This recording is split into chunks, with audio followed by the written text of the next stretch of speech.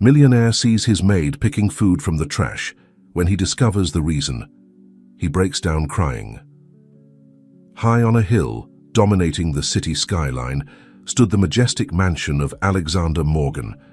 With its marble columns and windows that sparkled like diamonds in the sunlight, the property was a testament to success and opulence.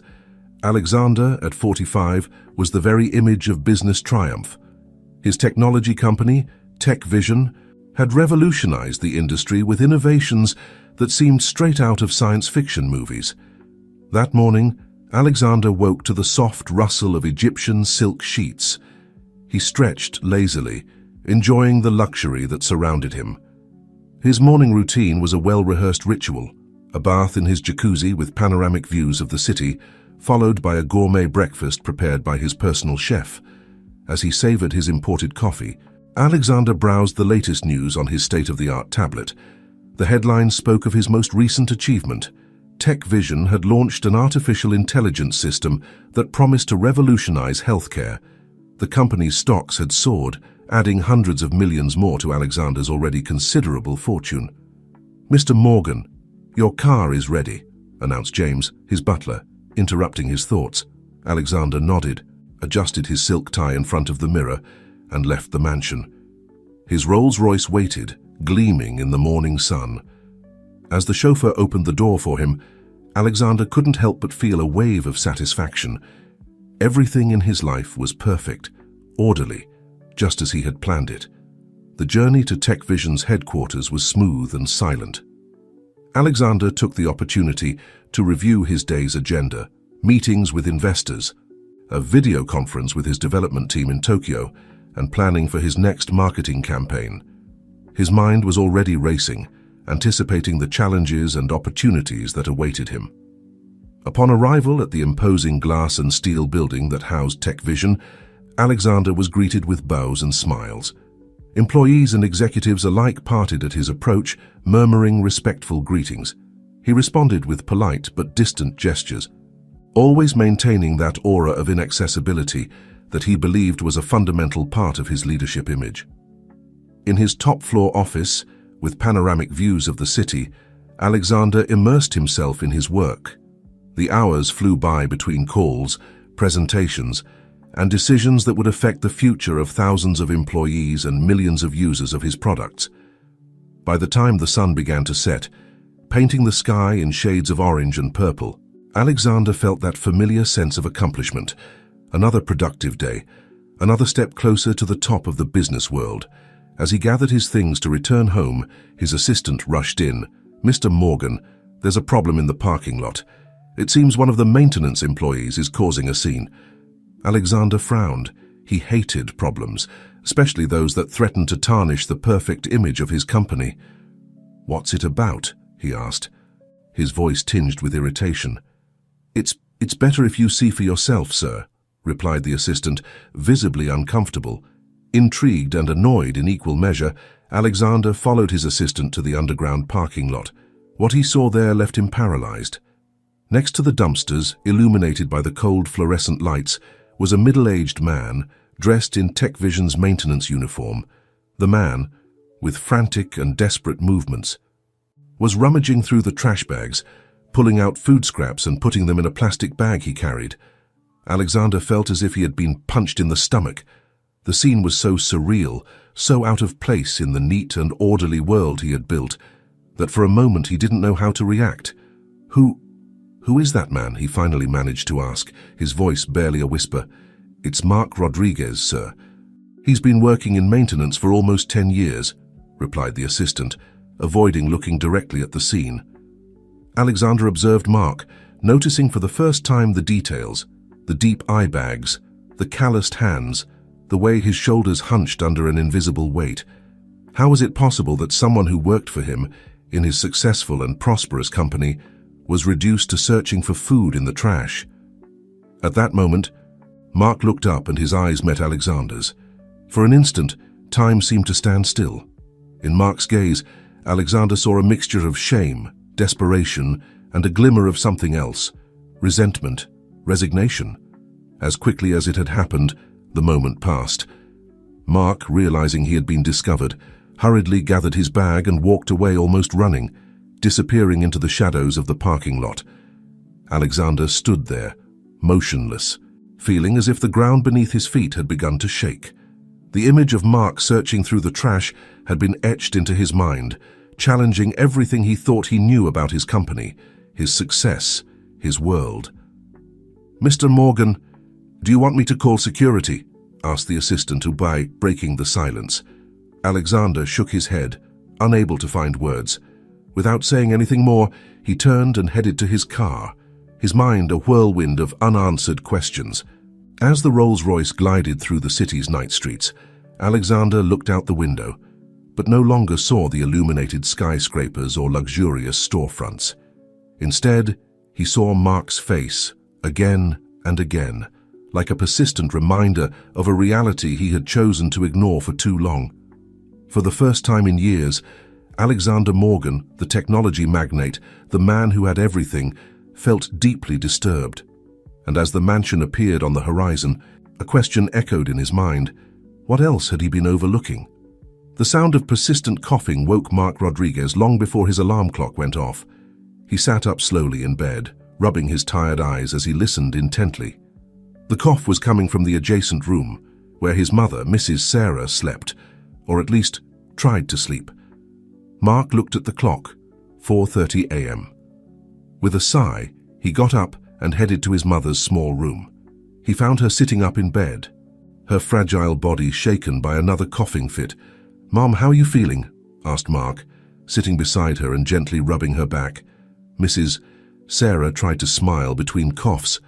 "I'm fine, son. Don't worry about me. Go back to sleep. You have to work." But Mark knew she wasn't fine. His mother's lung disease had worsened in recent months, and the medications were becoming increasingly expensive. He looked around the small room, noticing the cracks in the walls, the peeling paint, the old fan that barely worked. This was not the place where his mother should be spending her final years. After making sure Mrs. Sarah took her medications and went back to sleep, Mark returned to his room. But sleep had already abandoned him. He sat on the edge of the bed, his mind a whirlwind of worries. The sound of light footsteps pulled him from his thoughts. His older daughter, Lucy, 10 years old, appeared at the door, rubbing her sleepy eyes. "Dad, is Grandma sick again?" she asked in a worried voice. Mark forced a smile. "Don't worry, sweetheart. Grandma just needs to rest. Go back to bed. It's still very early." Lucy nodded, but instead of returning to her room, she approached and hugged her father. Mark held her close, feeling a lump in his throat. How could he explain to his daughter that things would get better when he wasn't even sure of it himself? When Lucy finally went back to her bed, Mark got up and began to prepare for another long day of work. In the kitchen, while preparing a simple breakfast, his gaze fell on the nearly empty refrigerator. His stomach churned as he remembered what he had had to do the night before in TechVision's parking lot. Shame and guilt invaded him again, but he pushed them aside with determination. He would do whatever was necessary to feed his family. At 6 sharp, Mark left his small apartment in a modest neighborhood of the city. The contrast with the world he was heading to couldn't be more stark. As he walked to the bus stop, he saw his neighbors starting their day, construction workers loading their tools, mothers taking their children to school before going to their own jobs, elderly people sweeping the sidewalks in front of their homes. The bus ride was long and cramped, but Mark barely noticed. His mind was busy making calculations, trying to stretch his salary to cover all the needs. Rent, food, his mother's medications, the children's school supplies. No matter how he tried, the numbers never added up. When he arrived at the imposing gates of TechVision, Mark felt the familiar knot in his stomach. He entered through the service door, greeting his maintenance colleagues with a gesture. They all wore the same grey uniform, becoming almost invisible in the company's gleaming hallways. As the day progressed, Mark moved through the company floors like a ghost, cleaning, repairing, making sure everything worked perfectly for the brilliant engineers and executives who didn't even notice his presence. Every time he passed near the cafeteria, the smell of fresh food made his stomach growl, reminding him of the scarcity at home. During his break, Mark sat in a secluded corner of the maintenance area, taking out the small lunch he had prepared, a simple sandwich and a slightly bruised apple. As he ate, he couldn't help thinking about the scene from the night before. Shame invaded him again as he remembered the look of shock on Mr. Morgan's face. "Are you okay, Mark?" asked Rose, one of his colleagues, sitting next to him. Mark forced a smile. "Yeah, just a bit tired. My mother hasn't been well." Rose nodded understandingly. "If you need anything, you know you can count on me." Mark appreciated the gesture, but he knew Rose had her own struggles. They all did here. The rest of the day passed in a haze of repetitive tasks and constant worries. When it was finally time to leave, Mark felt exhausted, physically and emotionally. But his day was far from over. On the way home, he stopped at a pharmacy to buy his mother's medications. The price had gone up again, and Mark felt a weight in his chest as he saw how little was left in his wallet after paying. Upon reaching his building, he climbed the stairs slowly, each step an effort. Before entering his apartment, he paused for a moment, took a deep breath, and put on his best smile. He didn't want his children to see his worry. "Dad!" shouted Lucy and her younger brother, Michael, 7 years old, running to hug him as soon as he entered. "My loves," responded Mark, hugging them tightly. For a moment, all his worries vanished. The night passed in a familiar routine, helping the children with their homework, preparing a simple dinner, making sure his mother took her medications. While washing the dishes, Mark listened to Lucy reading a story to Michael, and the sound of their laughter was like a balm for his tired soul.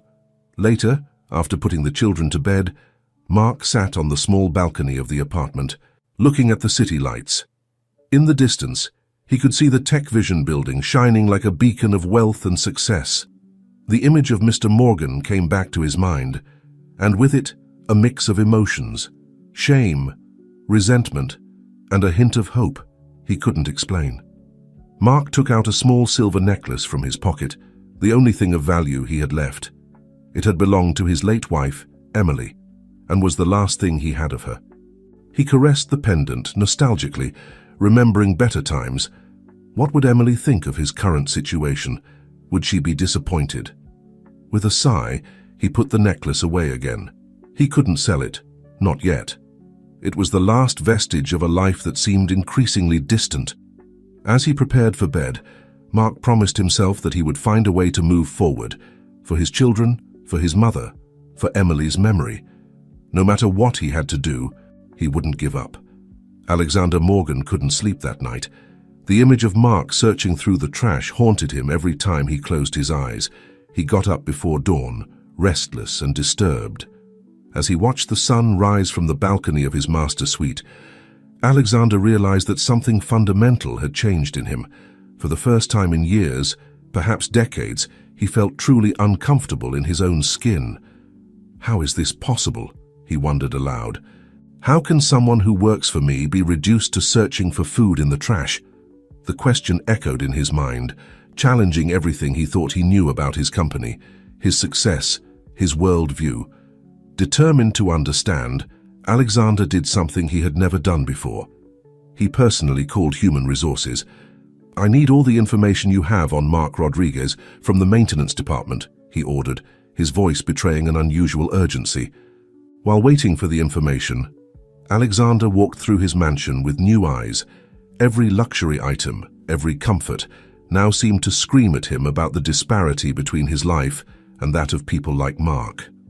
When he finally received Mark's file, Alexander immersed himself in reading it. He discovered that Mark had been working at Tech Vision for almost a decade, always punctual, always efficient. He had 2 children and a sick mother in his care. His salary, although within market standards for his position, barely covered the basic needs of a family in the city. "How did I not realize this before?" muttered Alexander, feeling a mixture of guilt and frustration. Driven by an urgent need to do something, Alexander made an impulsive decision. He dressed in simple clothes, something he would never normally wear, and headed to the neighborhood where Mark lived. The contrast with his own neighborhood was shocking. Deteriorated buildings, narrow streets, children playing on cracked sidewalks. Alexander felt like a stranger in his own city. He found Mark's building and, after hesitating for a moment, entered. He climbed the stairs, noticing the smell of dampness, the peeling walls, the sounds of lives crammed into small spaces. In front of Mark's door, Alexander hesitated again. What was he really doing? What did he hope to achieve? Before he could decide, the door opened. "Mr. Morgan?" Mark's surprised voice snapped him out of his thoughts. Alexander found himself face to face with the man he had seen in the parking lot, but in a completely different context. Mark seemed smaller here, more vulnerable, with deep eye bags and an expression of confusion and alarm. "Mark, I came to talk to you," said Alexander, surprised by the insecurity in his own voice. Mark, visibly uncomfortable, looked both ways down the hallway before inviting Alexander in. The interior of the apartment was small but clean, with worn but well cared for furniture. From a nearby room, the sound of persistent coughing could be heard. "My mother," explained Mark, noticing Alexander's look. "She's sick." Alexander nodded, feeling increasingly out of place. What right did he have to invade Mark's private life like this? "Mark, about what I saw last night," Alexander began, but stopped when he saw the expression of shame and fear on Mark's face. "Mr. Morgan, please, don't fire me," begged Mark, his voice barely a whisper. "I need this job. My family depends on me." The plea hit Alexander like a punch to the stomach. How had it come to this? How could a hard-working man fear so much for his livelihood? "I'm not here to fire you, Mark," said Alexander, trying to maintain his composure. "I'm here because I want to understand. I want to know how I can help." The surprise on Mark's face was evident. For a moment, both men looked at each other, not knowing what to say. The silence was broken by the sound of the door opening. "Dad, I forgot my math book," a girl's cheerful voice cut off abruptly upon seeing the stranger in their living room. "Lucy, honey, this is Mr. Morgan, my boss," explained Mark, the discomfort evident in his voice. Lucy looked at Alexander with a mixture of curiosity and wariness. "Are you the owner of the company where my dad works?" she asked directly.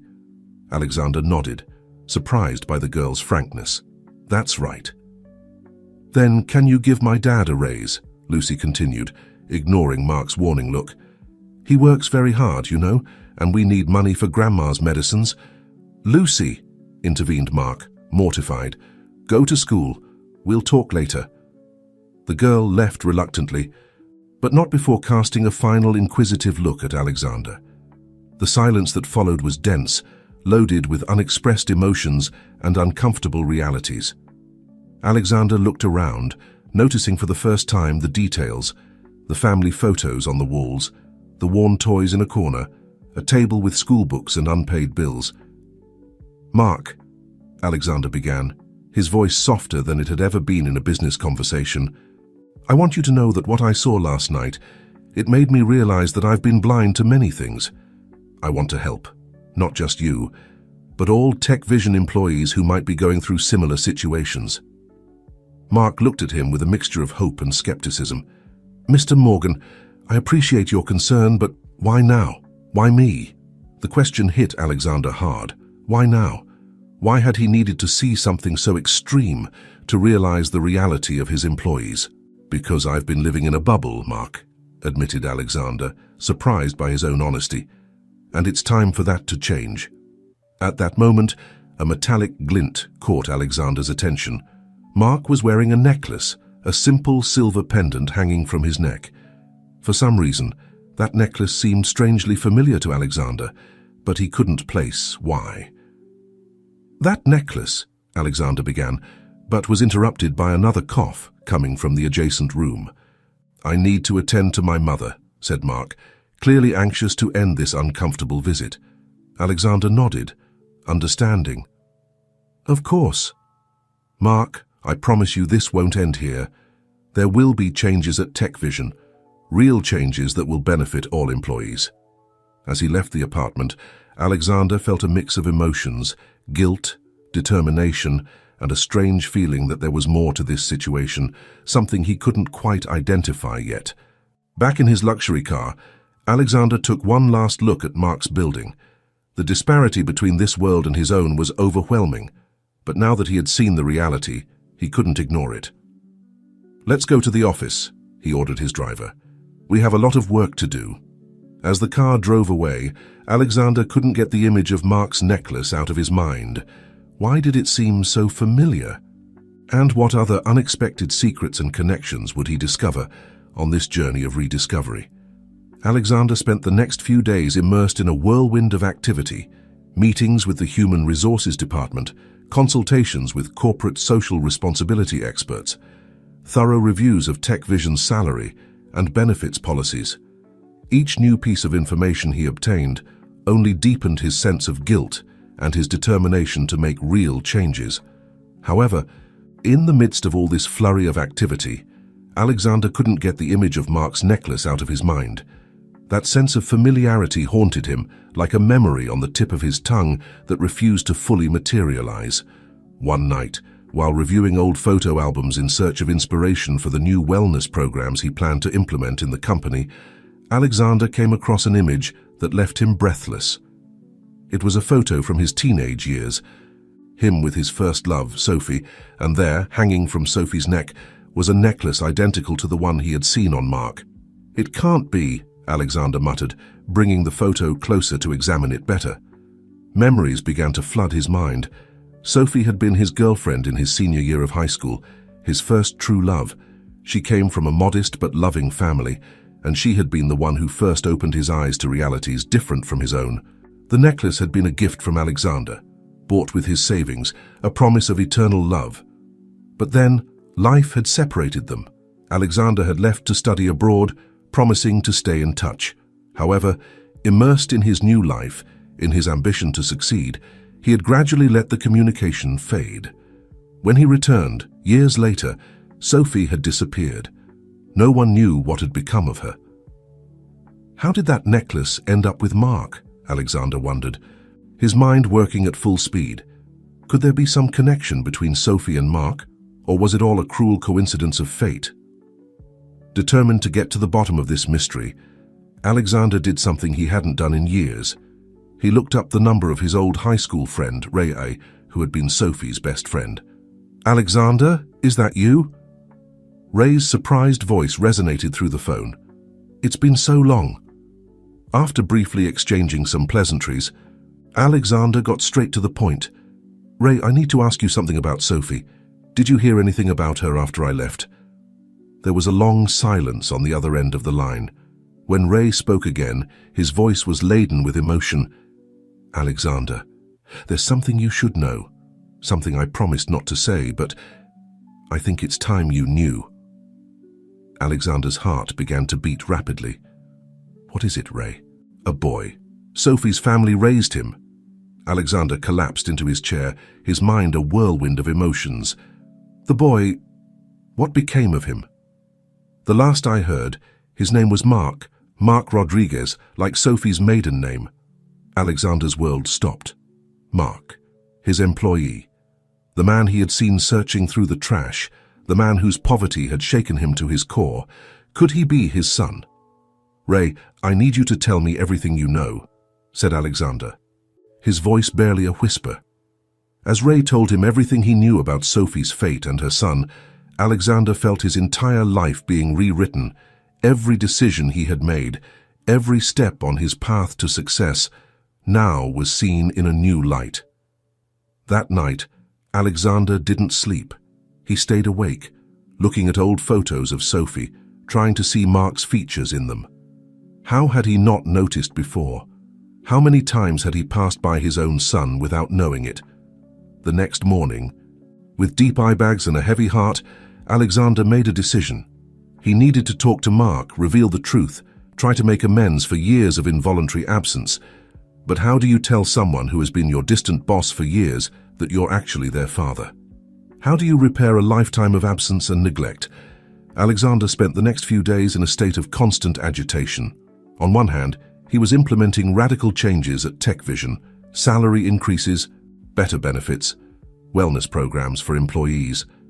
On the other, he struggled with the truth he had just discovered and the best way to reveal it. Finally, after a week of internal debate, Alexander decided he needed to talk to Mark again. This time, however, the conversation would carry much more weight. Mark was surprised when he received the call from Mr. Morgan's office, requesting another meeting. The last few days had been a whirlwind of changes at Tech Vision, unexpected salary increases, new benefits, even the promise of a scholarship program for employees' children. Everyone in the company was talking about Mr. Morgan's sudden transformation. When Mark entered Alexander's office, he immediately noticed that something was different. The normally impeccable businessman looked tired, with visible eye bags and an expression of deep concern on his face. "Mark, please, sit down," said Alexander, his voice laden with an emotion that Mark couldn't identify. Mark sat down, nervous. Despite the recent positive changes, years of precariousness had conditioned him to always expect the worst. Alexander took a deep breath before speaking. "Mark, there's something I need to tell you, something that will change our lives forever." Mark felt his heart racing. What could be so important? "A few days ago, when I was at your house, I noticed the necklace you wear," Alexander began. "That necklace has a history you need to know." Mark instinctively touched the necklace hanging from his neck. "It was my mother's," he said softly. "It's the only thing I have of her." Alexander nodded, his eyes shining with unshed tears. "Your mother's name was Sophie, right?" Mark looked at him surprised. "Yes, how do you know?" "Because I gave it to her," Alexander replied, his voice barely a whisper. "Sophie and I said we were together many years ago." The silence that followed was deafening. Mark looked at Alexander with a mixture of confusion and growing understanding. "What are you saying?" Mark asked, his voice trembling. Alexander stood up, unable to keep still. "Mark, a few days ago I discovered something that has changed everything I thought I knew about my life. Sophie, your mother, was pregnant when we separated. I didn't know. I left to study abroad and we lost touch. When I returned years later, she had already died," Mark completed, his voice barely audible. Alexander nodded, tears now freely running down his face. "Mark, what I'm trying to tell you is that I am your father." The world seemed to stop for Mark. Alexander's words echoed in his mind, challenging everything he thought he knew about his life, his identity, his place in the world. "No," said Mark, standing up abruptly. "It can't be. This is crazy." "I know it's hard to believe," said Alexander, taking a step towards Mark. "But I swear to you, it's the truth. I've spent the last few days investigating, talking to old friends. Everything fits, Mark. You are my son." Mark stepped back, his mind a whirlwind of emotions, anger, confusion, disbelief, and a hint of something he didn't want to admit. Hope. "And what do you expect me to do with this information?" Mark snapped. "Do you think this changes anything? That I'll suddenly forget years of struggle, of seeing my family suffer while you lived in your mansion?" Alexander lowered his head, guilt visible in every line of his face. "I don't expect you to forgive me, Mark. I don't deserve your forgiveness, but I needed you to know the truth, and I want to try to be part of your life, if you'll allow me." Mark remained silent, processing everything he had just heard. His mind traveled to his childhood, to the stories his grandmother told him about his mother, to the nights when he wondered what it would be like to have a father. "I need time," Mark finally said. "This is too much." Alexander nodded, understanding. "Of course. Take all the time you need. I'll be here when you're ready to talk." Mark headed towards the door, but before leaving, he stopped and turned to Alexander. "One more thing," he said, his voice laden with emotion. "My family, my children and my mother, they are my life. If this is true, if you really are my father, I need to know that they will be okay." "I promise you, Mark," Alexander responded fervently. "I will do everything in my power to ensure that your family has everything they need." Mark nodded briefly and left the office, leaving Alexander alone with his thoughts and the weight of years of involuntary absence. Meanwhile, in Mark's small apartment, Lucy and Michael played unaware of the drama unfolding. Mrs. Sarah, from her room, coughed softly, her thoughts with the son who worked so hard to keep the family afloat. None of them could imagine how their lives were about to change, how fate had woven a web of connections that now, finally, came to light. The following days were a whirlwind of emotions for Mark. Every morning he woke up, hoping it had all been a dream, only to be hit again by the reality of the situation. His boss, the man he had always seen as a symbol of everything that was out of his reach, was actually his biological father. At work, Mark felt the curious glances of his colleagues. The changes at TechVision had been quick and drastic, and everyone wondered what role Mark played in all of this. Rumors ran like wildfire, but no one dared to ask directly. For his part, Alexander immersed himself in work with renewed energy. He implemented wellness programs, reviewed all company policies, and even initiated a foundation to help low-income families. But every decision, every action, was tinged by the weight of his recent discovery. One afternoon, as Mark was cleaning one of the executive floors, he came face to face with Alexander. The moment was awkward, loaded with unspoken words and contained emotions. "Mark," Alexander began, his voice soft. "How are you?" Mark visibly tensed. "I'm working, sir." Alexander winced at the formality. "Mark, please. You don't have to call me sir. Well, you know." "With all due respect," Mark replied, his voice controlled. "I'm still processing all of this. I can't just forget years of everything." Alexander nodded, understanding. "I understand. I just want you to know that I'm here. When you're ready to talk." Mark nodded briefly and continued with his work, leaving Alexander with a mixture of frustration and sadness.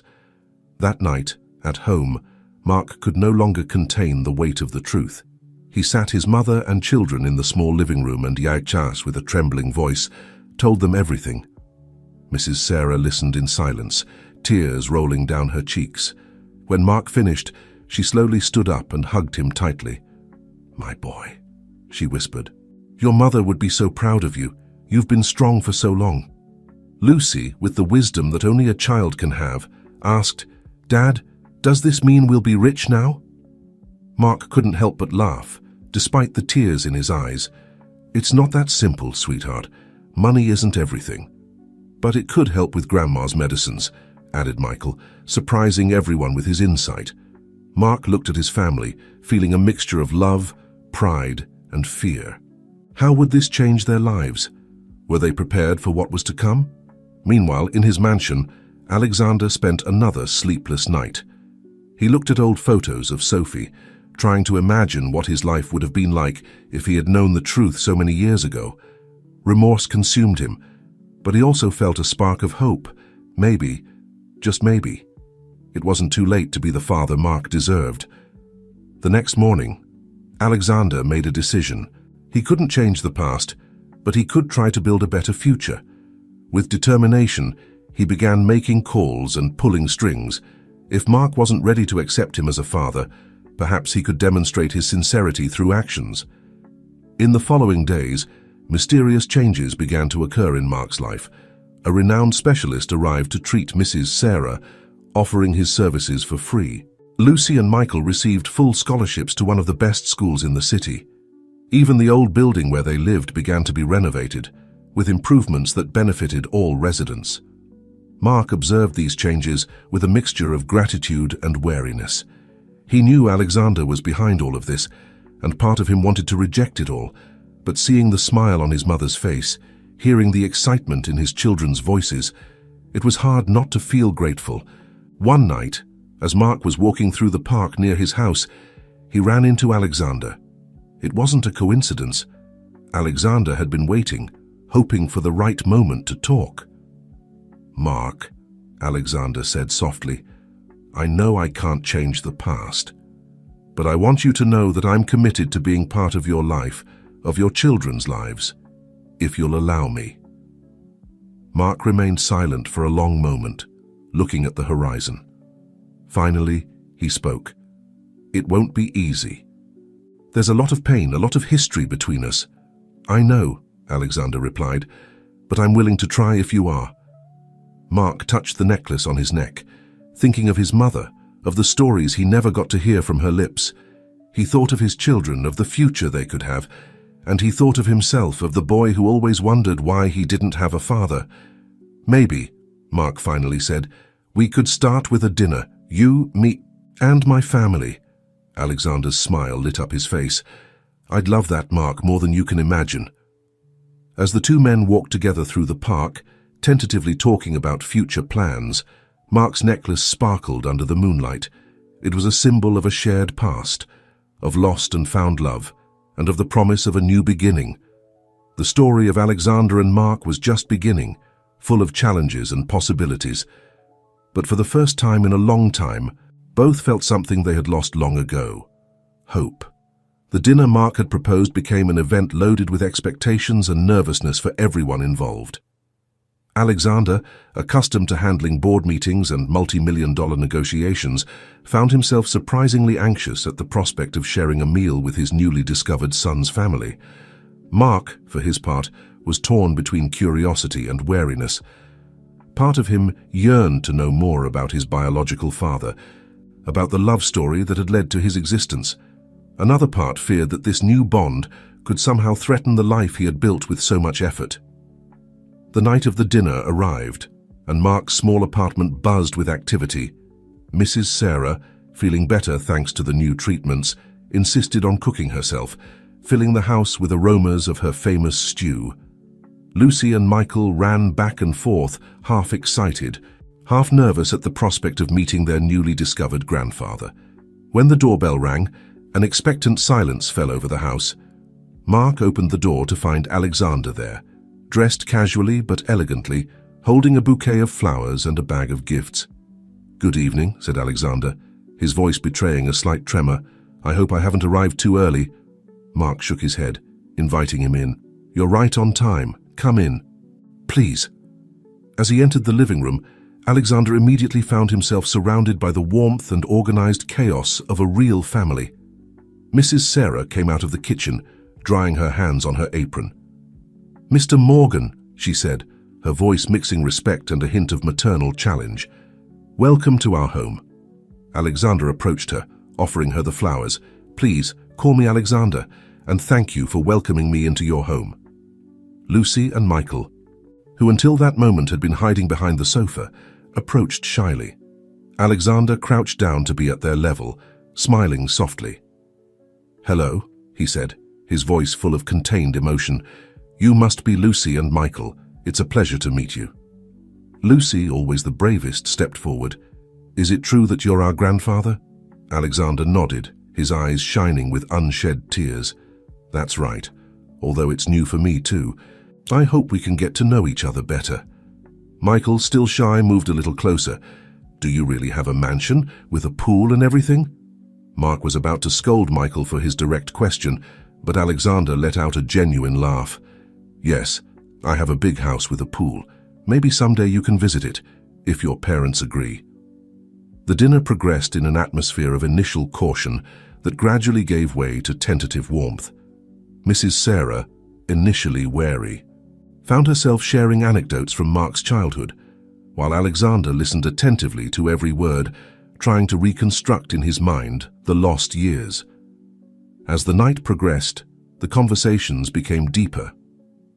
Mark, encouraged by the relaxed atmosphere, dared to ask the question that had been on his mind. "Alexander," he began, his voice soft but firm, "could you tell me more about my mother? About how you met? What she was like?" An expectant silence fell over the table. Alexander took a sip of water, preparing to respond. "Sophie was extraordinary," he began, his voice laden with emotion. "We met in our senior year of high school. I was the typical rich kid, arrogant, believing the world revolved around me. She taught me to see beyond my bubble." As Alexander spoke, painting with his words the image of a young Sophie full of life and compassion, Mark felt that a part of himself, a part that had always been incomplete, began to fill. "She had this gift," Alexander continued. "She could see the best in people, even when they couldn't see it themselves. It was she who inspired me to want to use technology to make the world a better place, although it took me years to remember that lesson. Mrs. Sarah, who had been listening attentively, intervened. Sophie always spoke of you with affection, even after you left. She never wanted Mark to grow up with resentment. These words hit Alexander hard. I didn't deserve her kindness. If only I had known. Mark, seeing the pain in Alexander's eyes, felt something soften inside him. We can't change the past, he said softly, but maybe we can build something new from here. The evening continued, with shared stories, tentative laughter, and, little by little, the formation of new bonds. When it came time for Alexander to leave, the atmosphere was notably different from the beginning of the night. At the door, Alexander paused and looked at Mark. "Thank you," he said simply, "for giving me this opportunity." Mark nodded, a small smile on his lips. "It's a start." As Alexander walked away, Mark stood at the door, watching him. The necklace around his neck seemed to weigh a little less, as if part of the burden he carried had been lightened. Inside, Lucy and Michael bombarded Mrs. Sarah with questions about their new extended family, while she tried to answer with patience and wisdom. In the days and weeks that followed, small changes began to manifest. Alexander, true to his word, continued his efforts to improve the living conditions, not only of Mark's family but of all Tech Vision employees. He implemented continuing education programs, improved benefit packages, and established an emergency fund for employees in difficult situations. Mark, for his part, began to slowly open up to the idea of having Alexander in his life. He accepted Alexander's offer to pay for night classes so he could complete his education, a dream he had abandoned long ago due to circumstances. However, not everything was perfect.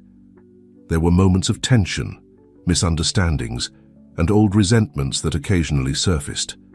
The gap between their worlds, although closing Cries, was still significant. One day, as Mark was studying in the Tech Vision library, a new benefit for employees, he ran into Patricia, Alexander's personal assistant. She looked at him with a mixture of curiosity and something that seemed almost resentment. "So you're the famous Mark," she said, her tone seemingly kind but with a hidden edge, "the lost son of the great Alexander Morgan." Mark tensed, unsure how to respond. Yes, I suppose so." Patricia leaned in closer, lowering her voice. "I just hope you know how lucky you are. Some of us have worked our entire lives to get where we are, and you simply appear." Before Mark could respond, Patricia walked away, leaving him with a feeling of unease. It was a reminder that, despite the progress, there was still a long way to go. That night, as he had dinner with his family, Mark remained unusually quiet. Lucy, perceptive as always, noticed his mood. "Is something wrong, Dad?" she asked, her big eyes full of concern. Mark looked at his daughter, then at Michael and his mother. These were the people he had fought for all his life. How could he explain to them the complicated emotions he was experiencing? "Sometimes," he began slowly, "when things change very quickly, it can be hard to know exactly how to feel." Mrs. Sarah nodded understandingly.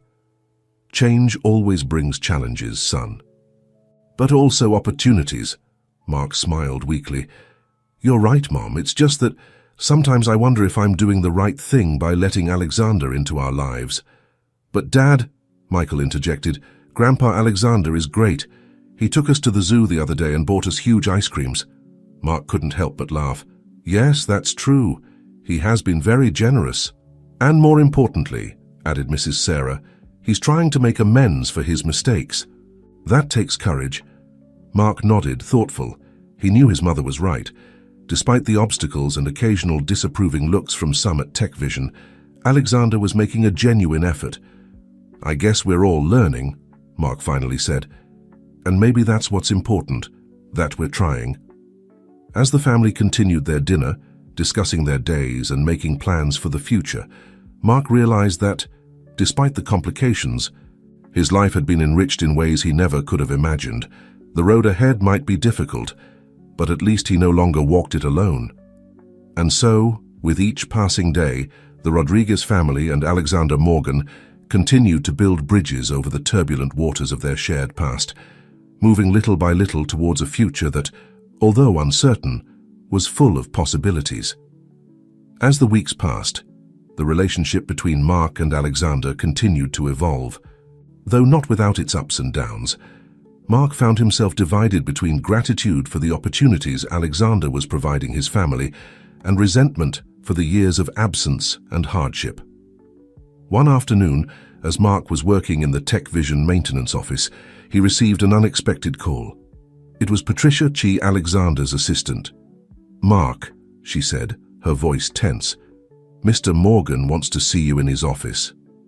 Now, intrigued and a little worried, Mark headed to the executive floor. As he entered Alexander's office, he found himself in a tense scene. Alexander was standing by the window, his posture rigid, while Patricia looked at him with a mixture of triumph and anxiety. "What's going on?" asked Mark, feeling like he had walked into the middle of a storm. Alexander turned, his face a mask of contained emotions. "Mark, please sit down. There's something we need to discuss." Mark sat down, his heart pounding. Had he done something wrong? Had Alexander regretted recognizing him as his son? "Patricia has brought certain information to my attention," Alexander began, his voice controlled. "Information about your past." Mark felt his blood run cold. What could Patricia have discovered?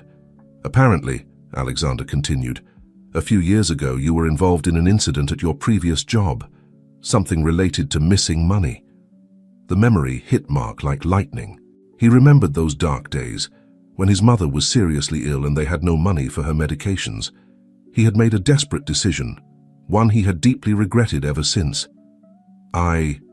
Mark began, his voice trembling. "I can explain."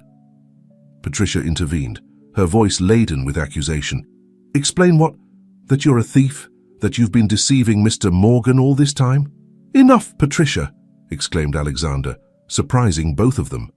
He turned to Mark, his voice softer. "Mark, I want to hear your version. Please, tell me what happened." Mark took a deep breath, gathering courage. "It was 5 years ago. My mother was very sick. We desperately needed money for her medications. I took money from the petty cash at my old job. I fully intended to return it, but you got caught," Alexander completed. Mark nodded, ashamed. "I lost my job. I had to do community service and pay a fine. Since then, I've been trying to make amends for that mistake, to be a better man for my family." The silence that followed was deafening. Patricia looked triumphant, clearly expecting Alexander to fire Mark on the spot, but Alexander's reaction surprised them both. "Mark," he said softly, "thank you for being honest with me. I know what it's like to make desperate decisions when you feel you have no other choice." He turned to Patricia, his voice taking on a tone of authority. "Patricia, I appreciate your diligence, but in the future I ask that you bring this type of information directly to me in private. You may go." Patricia left the office, clearly disconcerted by the turn of events. Once alone, Alexander sat next to Mark. "Son," he said, the words still sounding strange but sincere, "we all make mistakes. What's important is how we choose to learn and grow from them." Mark felt as if an enormous weight had been lifted from his shoulders. Thank you for understanding. I've been trying to leave that mistake behind, to be the man my family deserves." Alexander smiled softly. "And you are, Mark. I see how hard you work, how you care for your family. That says much more about your character than a mistake made in a moment of desperation." Mark felt tears threatening to spill. For the first time, he truly felt that Alexander saw him, not just as an employee or even as a newly discovered son, but as a complex man with his own history and struggles. "There's something else I want to discuss with you," Alexander continued. "I've been thinking about implementing a mentoring program at Tech Vision. Experienced employees guiding younger ones or those who want to advance in their careers. I'd like you to be part of this program. Mark, your experience, your perspective, they could be invaluable to others." Mark was stunned. "Me? But I'm just a maintenance employee." Alexander shook his head. You're much more than that, Mark. You've navigated difficulties that many of our employees can't even imagine. Your resilience, your work ethic, that's what I want you to share with others. For the first time since he had discovered the truth about his father, Mark felt a real connection with Alexander. It wasn't just the blood tie, but a mutual understanding, a respect that went beyond titles and positions. I would be honored to be part of that program, Mark finally said. Alexander smiled, a genuine smile that lit up his face. Excellent. We'll work on the details together. As he left Alexander's office, Mark felt different. The shame of his past, though still present, no longer seemed an unbearable burden. In its place, he felt a new determination, a renewed purpose. That night, at home, Mark shared what had happened with his family. Mrs. Sarah hugged him tightly, proud of her son's honesty and growth. Lucy and Michael, though not fully understanding the situation, felt the importance of the moment. Thanks, does this mean you'll work in a fancy office like Grandpa Alexander now? Michael asked excitedly. Mark laughed softly. Not exactly, Michael, but it means I'll have the opportunity to help other people in the company, to share what I've learned. Lucy, always perceptive, looked at her father with bright eyes. I'm proud of you, Dad. You've always taught us to be honest and work hard, even when things are difficult. His daughter's words deeply touched Mark. He realized that, despite all the challenges they had faced, he had managed to pass on important values to his children. Thank you, my love, he said, hugging Lucy. We're all learning and growing together. The following months were a period of transformation for Mark and his family. The mentoring program at TechVision took off successfully, and Mark found himself sharing his experience and knowledge with employees from various departments. His unique perspective, combining the experience of working from the ground up to his new position, proved invaluable to many. Alexander Hill, for his part, continued implementing changes at TechVision. Inspired largely by Mark's ideas and suggestions, the company began to be recognized not only for its technological innovations, but also for its progressive labor practices and commitment to social responsibility. However, not everything was rosy. As Mark rose in the company and his relationship with Alexander strengthened, he began to face resistance from some high-level executives who saw his ascent as a threat. One afternoon, after a particularly tense meeting where Mark had proposed a new training program for low-income employees, he found himself face-to-face with Victor Salazar, the Vice President of Operations. Mark, said Victor, his voice laden with condescension, I understand that you feel empowered by your new position, but you must remember that there are people here who have dedicated decades to this company. You can't just come in and expect to change everything overnight. Mark felt his blood boiling, but he maintained his composure. Mr. Salazar, with all due respect, my proposals are based on my experience and what I've learned from other employees. I believe they can benefit TechVision in the long term. Victor moved closer, lowering his voice. Listen, kid, we all know why you're here. Being Alexander's lost son may have given you a fast pass, but don't be confused. This is a business, not a charity. Before Mark could respond, Alexander's voice resonated in the hallway. Is there a problem here, gentlemen? Victor stepped back, his attitude changing instantly. Not at all, Alexander.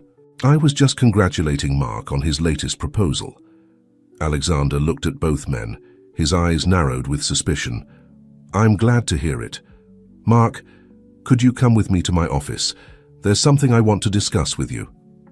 Once in the privacy of Alexander's office, Mark could no longer contain his frustration. How can I do my job if half the board sees me as an intruder? Alexander sighed, rubbing his temples. I'm sorry, Mark. I should have foreseen that this might happen. Some of the old guard feel threatened by change. I don't want to cause problems, said Mark. Maybe it was a mistake to accept this position. Alexander stood up, putting a hand on Mark's shoulder. No, son, it wasn't a mistake. Your ideas, your perspective, are exactly what TechVision needs. Don't let anyone convince you otherwise. Mark looked at Alexander, feeling a mixture of gratitude and determination. Thank you, Dad. It was the first time Mark had called Alexander Dad, and the moment didn't go unnoticed by either of them. Alexander felt a lump forming in his throat. "Mark," he said softly, "I know I can't make up for the lost years, but I want you to know that I'm incredibly proud of the man you've become, and I promise that we'll face these challenges together." That night, during the family dinner, Mark shared the day's events with his family. Mrs. Sarah listened attentively, her face a mixture of concern and pride. "Son," she finally said, "always remember where you come from. Your strength isn't in your new title or your relationship with Alexander. It's in your heart, in your experience, in your desire to help others." Lucy, who had been unusually quiet, spoke up. "Dad, remember when you taught me to ride a bike? I fell many times, but you told me that the important thing was to get up and keep trying." Mark smiled, and remembering that day. "That's right, my love." "Well," Lucy continued, "I think it's the same now. Maybe you'll fall sometimes in your new job, but the important thing is that you keep trying, because what you're doing is important." His daughter's words deeply touched Mark. He realized that, in his desire to prove his worth at TechVision, he had almost forgotten the most important lessons he himself had taught his children.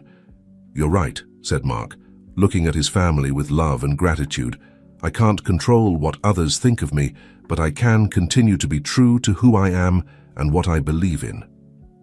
As the family continued their dinner, discussing their days and making plans for the future, Mark felt renewed. The challenges at TechVision were real, but so was the support of his family and the opportunity to make a real difference. In his office, Alexander reviewed the day's reports, but his mind was on the conversation with Mark. He took out an old photo of Sophie and looked at it with a mixture of nostalgia and determination. "We're doing well, aren't we, Sophie?" he murmured. "Our son is an extraordinary man. I promise I'll do everything I can to support and protect him." Meanwhile, in another part of the city, Victor Salazar met secretly with other disgruntled executives. "We need to do something," he said quietly. "Mark Rodriguez and his progressive ideas are changing too much, too fast. It's time to take action." The following days promised to be a battlefield of ideals, loyalties, and the true meaning of business success. Mark, Alexander, and the entire Rodriguez family would face challenges that would test not only their newly formed relationship, but also their deepest values. The tension at TechVision reached its peak a few weeks later. Mark had been working tirelessly on a new project, a scholarship and internship program for young people from marginalized neighborhoods, designed to provide them with opportunities in the technology world. It was a project close to his heart, one that he felt could make a real difference. The day of the final presentation to the board of directors arrived. Mark, nervous but determined, presented his proposal with passion and detail. Alexander watched with evident pride, while Victor Salazar and his allies exchanged skeptical glances. "It's an ambitious project, Mr. Rodriguez," said one of the directors when Mark finished. "But have you considered the costs? And how can we be sure that these young people will be up to TechVision's standards?" Mark was prepared for this question. "The initial costs may seem high, but in the long term, this program will provide us with a diverse and talented pool of new employees. As for the standards, I myself am living proof of what someone can achieve when given an opportunity." Victor Salazar leaned forward, his voice laden with condescension. "Mark, we appreciate your enthusiasm. But TechVision is a top-tier technology company, not a charity organization. Perhaps you should consider starting a separate foundation for these personal projects." Mark felt his blood boiling, but before he could respond, Alexander intervened. "Victor," he said, his voice calm but firm, "TechVision's purpose has always been to innovate and improve lives. Mark's project fits perfectly with that mission. Moreover, other tech companies are already implementing similar programs with great success." The discussion heated up, with the board divided between those who supported Mark and Alexander's vision and those who resisted change. Finally, it was decided to postpone the decision for a future meeting. As they left the boardroom, Mark felt discouraged. Alexander caught up with him in the hallway. "Don't be discouraged, son," he said softly. You've planted an important seed today. Sometimes change takes time. Mark nodded, grateful for the support. Thanks, Dad. I just hope I'm not causing more problems than solutions. On the contrary, Alexander replied, you're challenging the status quo, and that always makes some people uncomfortable, but it's necessary for progress. That night, as Mark was sharing the day's events with his family, the doorbell rang. To everyone's surprise, it was Alexander. I hope I'm not interrupting, he said, a bit uncomfortable. I felt I needed to talk to all of you. Mrs. Sarah invited him in, and soon the whole family was gathered in the small living room. Alexander looked at each of them before speaking. I want you to know that I'm fully committed to Mark's project, he began. But more than that, I'm committed to this family. It's been months since I discovered the truth about Mark, and every day I realize how fortunate I am to have this second chance. Lucy, always direct, asked her, does that mean you're going to come to dinner more often, Grandpa? Alexander laughed, feeling some of the tension dissipate. I'd love to, if you'll have me. As the night progressed, the conversation flowed more easily.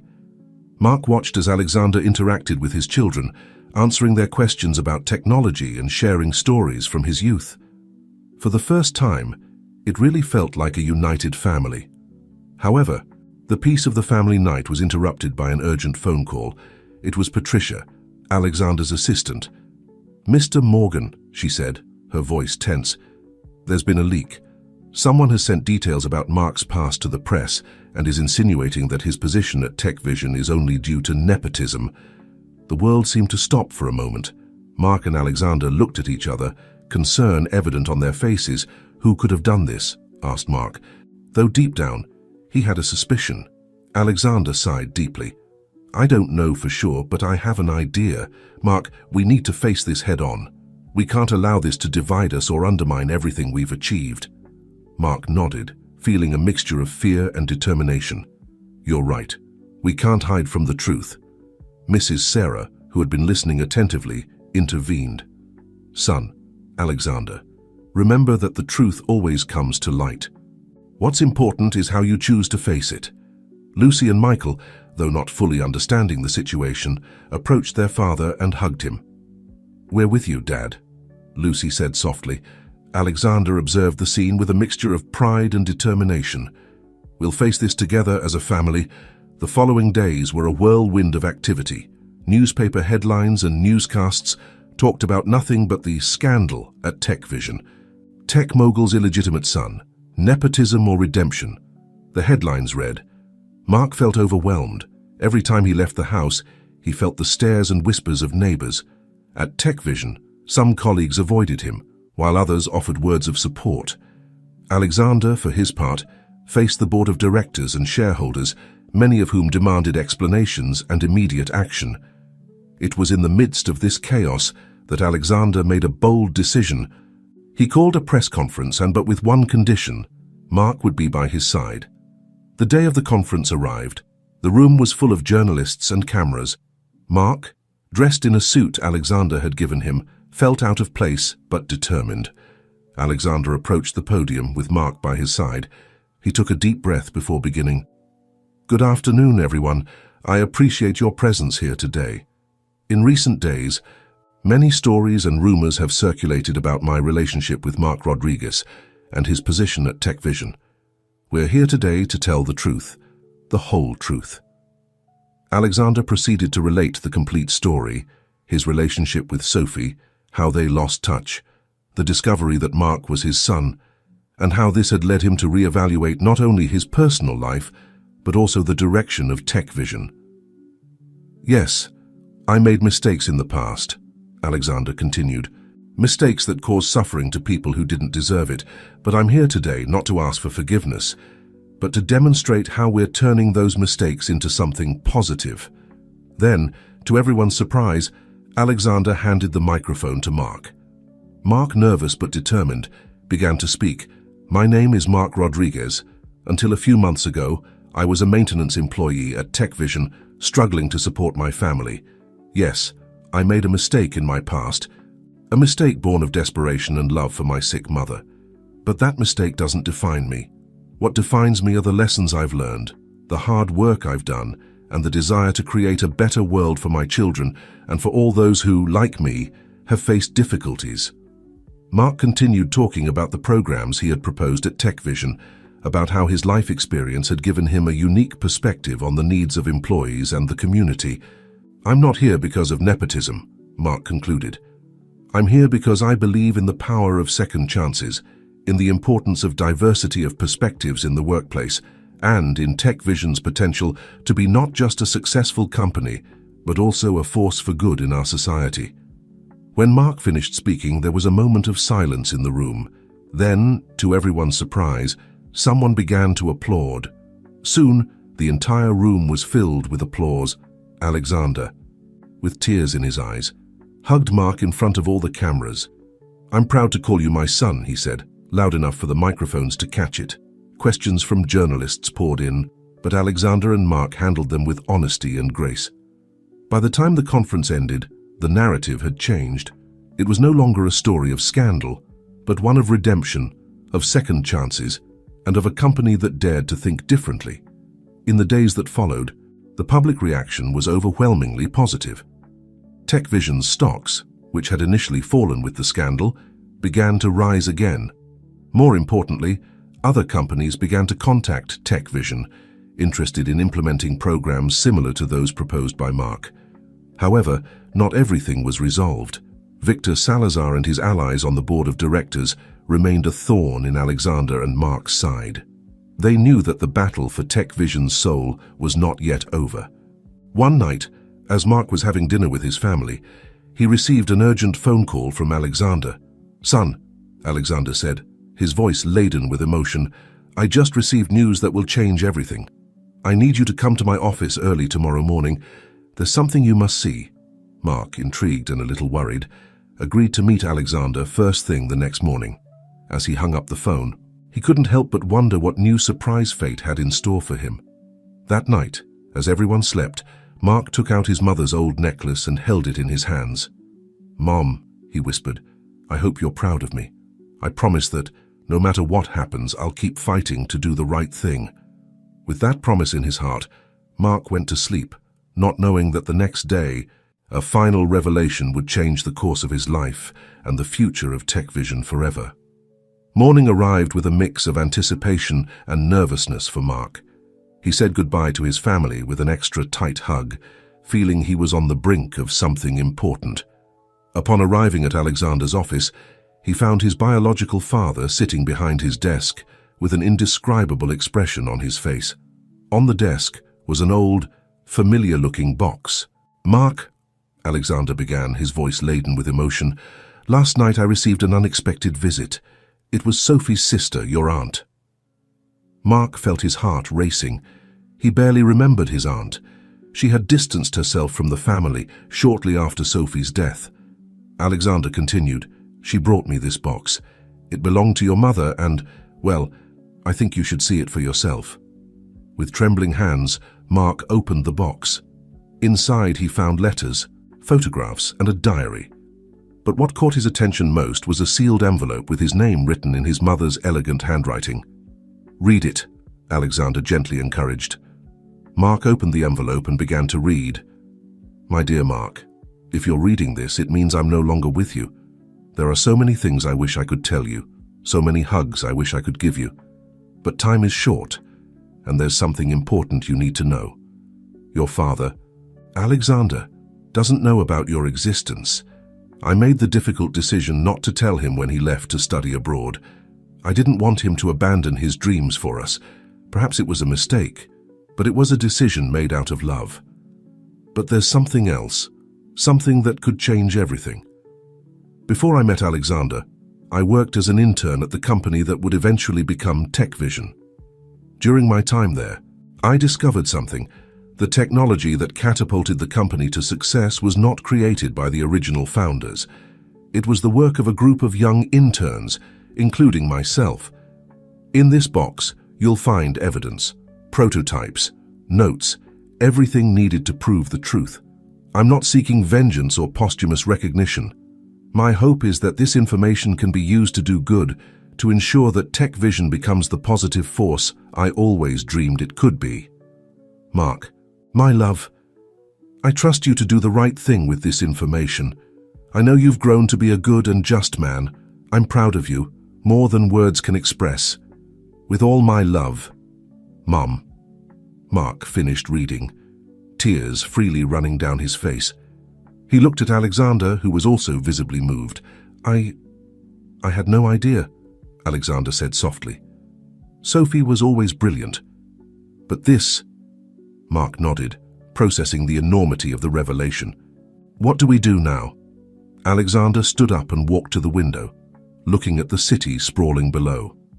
We do the right thing, he said finally. We honor Sophie's legacy. In the weeks that followed, Alexander and Mark worked tirelessly. With the help of lawyers and technology experts, they verified the authenticity of the information provided by Sophie. The truth was undeniable. TechVision had been built on the unrecognized work of brilliant young people. Armed with this information, Alexander called an emergency board meeting. The revelation caused shock, but Alexander wasn't interested in pointing fingers. Gentlemen, he said, his voice firm, we have a unique opportunity.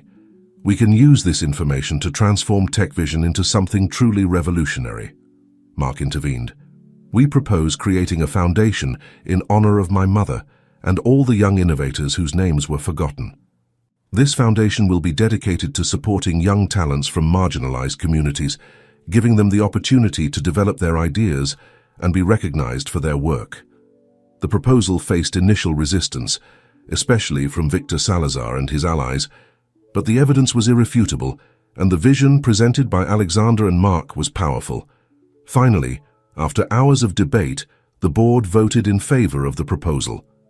TechVision would embark on a new chapter, one of transparency, inclusion, and social responsibility. In the months that followed, TechVision's transformation made world news. The Sophie Rodriguez Foundation became a beacon of hope for young innovators around the world. Mark, now officially recognized as Alexander's son and appointed director of the foundation, worked tirelessly to make his mother's vision a reality. Alexander, for his part, found a new passion in his work. It was no longer just about profits and technology. It was about creating a positive legacy, about using the power of innovation to improve lives. A year after the revelation, the Rodriguez family gathered for a special dinner. Mrs. Sarah, now fully recovered thanks to the best medical treatments, watched with pride as her son and grandchildren interacted with Alexander. Sophie would be so proud, she said softly to Mark. Mark nodded, touching the necklace he now rarely took off. I know, Mom, sometimes I feel like she's here with us, guiding us. As the family shared laughs and memories, Mark reflected on the incredible journey his life had been. From a maintenance employee struggling to make ends meet, to the director of a foundation that was changing lives, from a son without a father to part of a united and loving family. The necklace around his neck, once a symbol of loss and secrets, now represented something more. The power of love, truth, and perseverance to overcome any obstacle. That night, as Mark prepared for bed, he looked out the window at the city lights. He thought of his mother, of Alexander, of his children, and of all the young people whose lives were being transformed by the Sophie Rodriguez Foundation. Thank you, Mom, he whispered to the starry sky. Your love and courage have brought us here. I promise your legacy will live on forever. And so, with his heart full of gratitude and hope for the future, Mark closed his eyes, knowing that tomorrow would bring new challenges and opportunities to make the world a better place.